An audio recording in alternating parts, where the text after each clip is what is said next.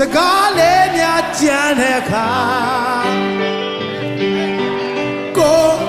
နှလုံးသားလေးဝမ်းနေသွားတရားထဲကျကျေွယ်ရဲ့အချင်းများတရားတခုစကားများကြားတဲ့အခါကျွန်တော်ပဲရှုံးပြီးလိုက်ရတာနာကြည့်တော့မခေါ်မပြောလေအချင်းများအနိုင်အရှုံးတွေချက်မထားတဲ့အချင်းတွေနဲ့ကိုယ်တကယ်ချစ်ခဲ့တယ်သူ